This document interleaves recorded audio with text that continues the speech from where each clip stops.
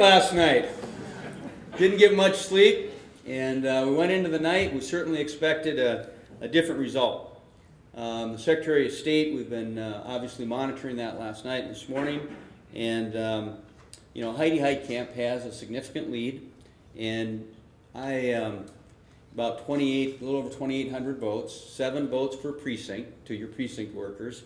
And I mean, it's kind of interesting because in a lot of states you might have an election with 2,800 votes and you'd say, oh gee, there's so much that can change.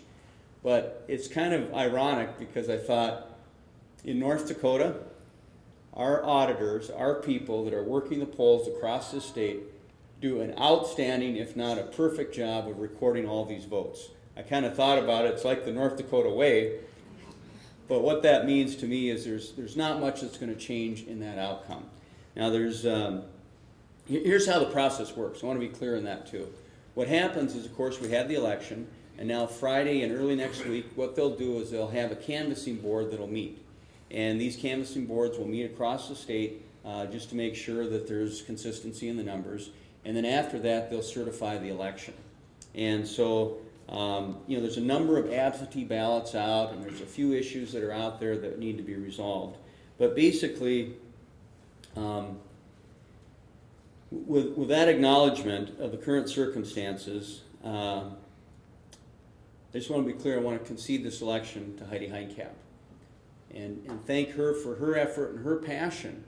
Even though I may not agree with her philosophy, but I think her passion is what makes our country great. And that's what makes our legislature great, is people have different perspectives, they come together, and they work out those differences. You know, I was just thinking, I've been 28 years in the legislative process, and we have, again, people from all different walks of life. They come together, they wrestle with the big problems, and they make a decision. The other thing I was thinking is the problems are not solved at the ballot box. You know, we talk a lot about elections. Well, all of the issues that we've talked about this whole campaign didn't get solved yesterday. This is a process that's going to take a lot of work from those political leaders that we elected last night, both on the national level as well as the state level. And so I guess I just want to express my hope that as North Dakotans, we know there's tough decisions that need to be made. And I want to encourage everyone here to be supportive of our elected leaders when they wrestle with those tough decisions. Because that's, to me, what this race was all about. This race is about securing that promise of the American dream to our kids and to that next generation. So let's give them our support as they wrestle with these big problems.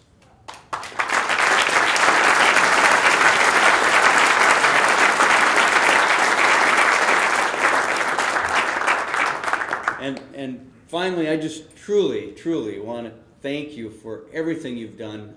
It's been an interesting experience, but it's been something that I wouldn't trade for anything.